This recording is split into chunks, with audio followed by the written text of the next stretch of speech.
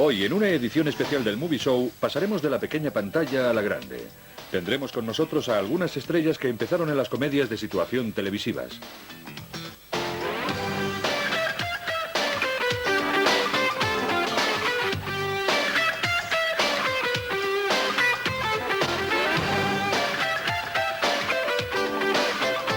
Cuando un actor llega a protagonizar una comedia de situación de éxito, lo más natural es que dé el siguiente paso. Pero aunque haya obtenido buenos resultados en la pequeña pantalla, no significa que estén asegurados en la grande.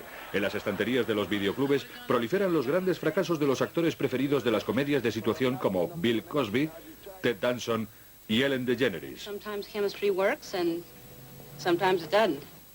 Uno de los más famosos actores de este tipo de series dio el gran salto. Su primera película, Vaya Santa Claus, fue un sensacional éxito de taquilla. How come your clothes are so baggy? Do you want this doll or not? Go back to sleep. I shave in the morning, in the afternoon, I look like this. Oh my God. Calvin, your weight. What happened?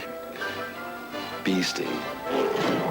What, you put on a little weight? Does this look like a little weight to you? You look distressed. I'm way past distress. I'm talking to an elf. Estoy seguro de que los fans de Un Chapuzas en Casa disfrutarán con los chistes que la pareja protagonista de Santa Claus toma de la serie. El cinturón de herramientas y el extintor me recuerdan a tu programa. ¿Cuál fue tu aportación? ¿Fue esta tu chapuza? John. It was John Pasquin who directed the first 22 episodes of Home Improvement. I think he did it as a transition for me as well as the audience that watches this to slide into a little bit of what they liked about Home Improvement, and plus a little wink for everybody was the tool belt. Tras esta comedia navideña, Tim Allen participó en otros dos éxitos de Disney, Toy Story en 1995 y De Jungla a Jungla en 1997. Rana? Oh my God. It's Gilligan's Island. If we get to pick our own names, I'd like to pick man who's extremely well endowed. Sorry, it's already taken. I thought perhaps I'd do movies. I knew for my stand-up that I had a whimsical face and I could do that. I thought I could do bit parts in movies. Never planned on it. I really just wanted to be as good as Richard Pryor. That's all I ever wanted to do, is be that good and start selling out concerts, save some money for my kids' education, buy a few nice cars, and pay off my house. That was really my goals on my goal sheet. I wanted to own my house, save enough money so that, God forbid something happened to me, I wouldn't lose my house and lose my education fund for my kid. De todos modos, a Tim le hubiera gustado compartir este triunfo con su esposa en la serie, Patricia Richardson. Wants us to do a movie together, and everyone, including me, think he's insane because if we try to do a movie together, everybody's only going to see Tim and Jill. It's going to be very difficult. He wants us to do a version of the Thin Man movies. You remember, he's been dying ever since we started working together for us to go and do some sort of Thin Man kind of movie together. I think it would be a huge mistake. Hey, hey. Los actores que trabajan en Seinfeld saben muy bien lo que se siente al triunfar a la hora de más audiencia y cómo la fama puede hacer más difícil la transición al cine. Because it sometimes get hard to take when people are on George. You know, it's the only thing that I don't respond to. They can yell out almost anything else and get a response, but if they yell out George, the actual reason is I'm not savvy enough to think, oh, they mean me, because, you know, I think they're calling a guy named George most of the time. But it's a pretty strange phenomenon. People do feel like they know you because you come into their houses. It's different than going to the movies when you pay money and you sit down and you sort of go to them. But I think when you're on starring on a TV show, people feel sort of more personally connected. Dreyfus y Alexander aprovecharon el paréntesis que hicieron en 1993 para rodar la comedia del Rob Reiner, Un muchacho llamado Norte. I'm number 6! Yes, North was having a difficult time with his folks, and it was putting a damper on what was, in all other respects, a very successful life. I'm number 6, and I was inspecting pants before you even started wearing them, Mr. Vice President, only because your father owns the company. Oh, God forbid the Himmelman should stop over in Atlanta. Like that would I forgot more about belt loops than you'll ever know. See this rash? You see it? Himmelman. There's no ointment for Yes, this. let me tell you. We're each other's best audiences, so it's a treat to be able to work with one another. You know, when you go onto a movie set and you don't know anybody, it's kind of like going to a new school. In fact, it's exactly like going to a new school or a new camp or something as a kid. You feel kind of out of place. But it was nice for me to be able to work on this show with Jason because I felt like I was going with my good buddy to a new school, and it made it very easy. Ay, ay, ay. Michael Richards también ha hecho sus pinitos en la gran pantalla con sus interpretaciones en Armstrong Heroes y en la comedia de Kramer S. Trial and Error.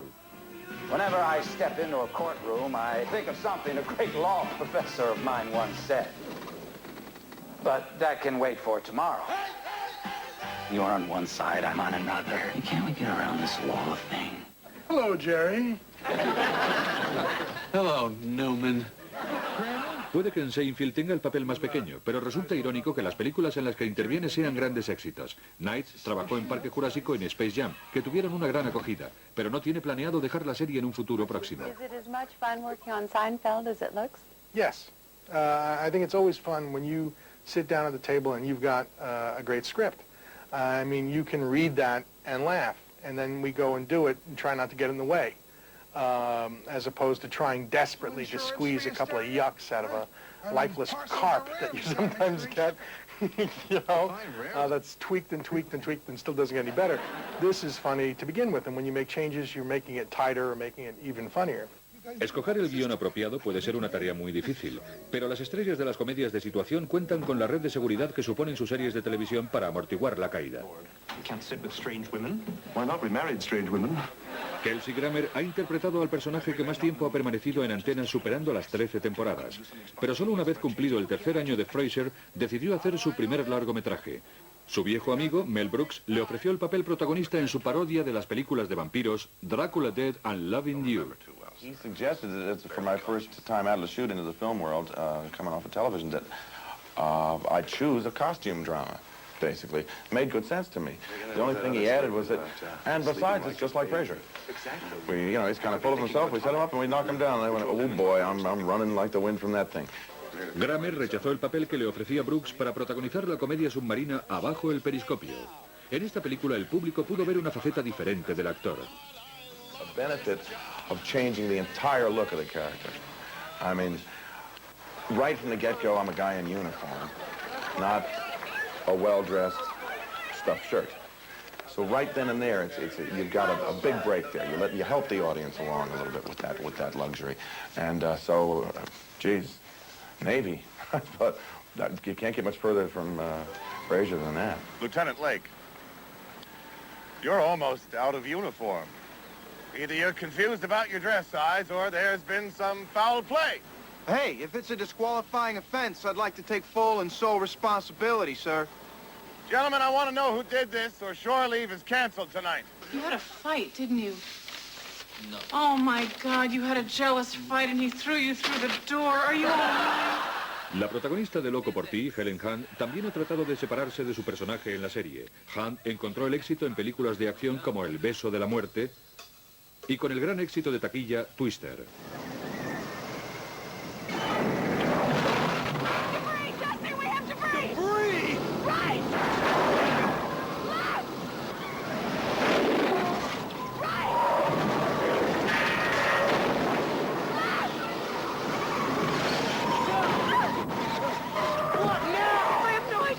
The truth is that I read romantic comedy scripts, and I've barely read one that could touch for me what I've gotten to do on Mad About You. And this is the only topic I could ever imagine doing a television series about, because year one of a marriage is very different than year 5 of a marriage, as opposed to other shows where I think after 3 or 4 years you're having to invent a reason to be there, you know.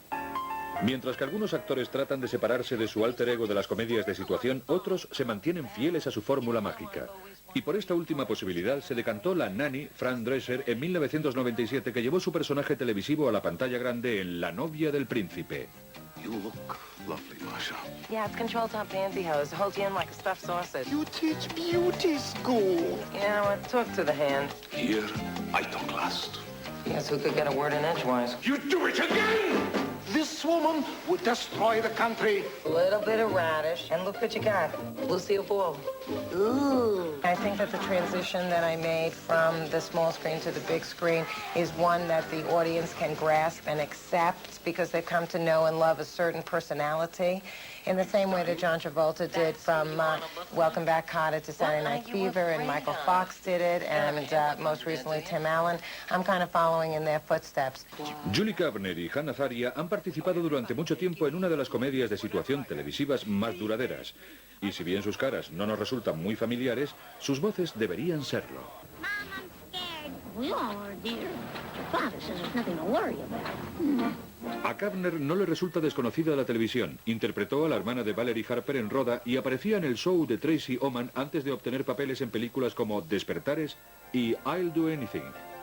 Simpsons was done as a 3-minute piece that was broken up, but Matt Groening developed it and created these characters, this family, and it was just the family, and it was done as a 3-minute piece broken up during the Tracy Ullman sketch, and I did it, and Dan Castellaneta, who plays Homer, and 500 other characters on it, we were there, so they used us. Now we see your name rolling through the credits all the time on The Simpsons. What characters do you do? Many, most famously, I guess, Mo the bartender, Apu the Quickie Mart proprietor. No, Apu Nasapima Petalant is his last name. And Police Chief Wiggum, just other main guys, and then whatever they need that week, I throw in there. How'd you get that gig? I mean, they had an ad in the paper, you applied? You'd think. And I started doing, I think they had a Mo the bartender that they weren't happy with for some reason. Then I went in and auditioned for that voice, ended up doing it. And then as time went on, did more and more, till I made myself indispensable around there, and then they made me a regular. I've had to send all 300 of my children to save the pastures.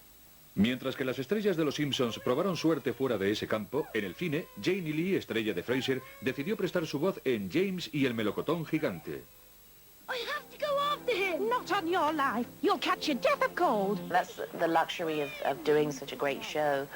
You know, you have the luxury where you don't have to do anything. So what you do, you can pick and choose. And, you know, it's so hard to find a standard that is of that show, you know, because we have such tremendous writers. They're so good. Además de su papel en Frasier, Lee cuenta también con apariciones memorables en las series televisivas Murphy Brown y Seinfeld. You can always tell a hit show when you go onto it. I mean, everybody seems so happy to be there. And, you know, they were all terrific and really supportive. And he was wonderful, and I had to kiss him a lot. You know, practically every scene we were in the closet kissing, on the couch kissing, in his car kissing. So there was a lot of kissing going on, you know, so we had to really sort of like each other to do, you know, because it could be a bit awkward and, oh, no, after you, you know. Is he a good kisser? Oh, he's an excellent kisser, excellent kisser. Jerry Seinfeld? Yes. Yes. Give him thumbs up, do you?